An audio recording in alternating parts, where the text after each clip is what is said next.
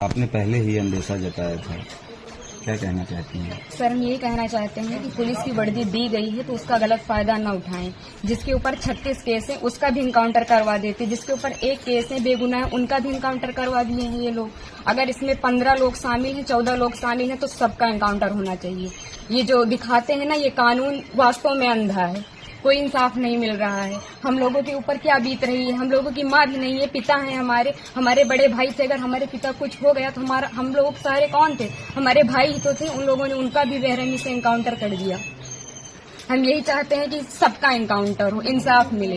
इस सरकार में हम अभी तक तो सरकार के खिलाफ कुछ नहीं बोल रहे थे, लेकिन वास्तव में जो हो रहा है बहुत गलत हो रहा है। ये नहीं होना चाहिए, चाहे फिर इसमें विपक्षी पार्टी हो या फिर कोई भी हो, कोई भी नेता हो, जो करवा रहा है बहुत गलत करवा रहा है। हम लोगों को इंसाफ मिलना चाहिए, ऐसा नहीं होना चाहिए था। जो किए हैं बहुत गलत किए हैं। भगवान तो उनको सजा देंगे ही, लेकिन उनको भी सजा मिलनी चाहिए कानून की तरफ से।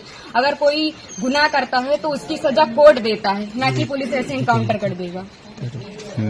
आपके भाई का क्या स्वभाव था, किस तरह से, कैसे आप लोगों के बीच में रहते थे वो? सर, हमारे भाई का स्वभाव एकदम सरल था, पढ़ने लिखने में भी अच्छे थे। हम लोगों के साथ एकदम फ्रेंड के जैसे बिहेवियर उनका था, और गए थे तो बात भी होती थी, और हम लोगों से बहुत ज्यादा उनको लगाव स्नेह था, जैसे कि हर एक भाई बहन में होता है। और आज ये सुनने के बाद जैसे लग रहा है कि हम लोगों के जमीन पैर से एकदम खिसक गई हो।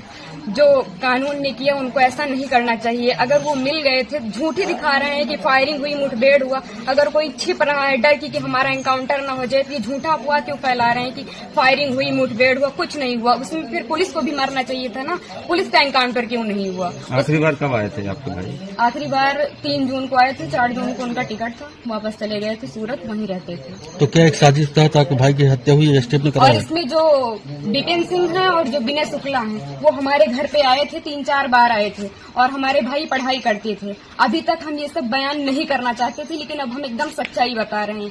वो लोग उनको लालच देके कि ऐसा गाड़ी होगा, बंगला होगा, वगैरह वगैरह, जबकि भगवान का दिया सब कुछ हम लोगों के पास है, सब कुछ है। लेकिन फिर भी उन लोगों ने लालच दिया, और लालच में ले जाकर उनको सूरत में एक केस में फंसा दिया। उसके बाद वो थे कि नहीं थे न ये हम लोगों को पता है।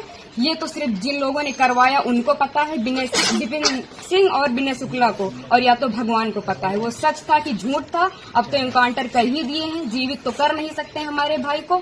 बस हम ये चाहते हैं कि जिन्होंने एनकाउंटर किया उनके ऊपर केस होना चाहिए, कि अगर कोई गुनाह होता है तो उसकी सजा कोर्ट देगा, ना कि एसटीएफ वाले या फिर पुलिस वाले। बस हम यही चाहते हैं।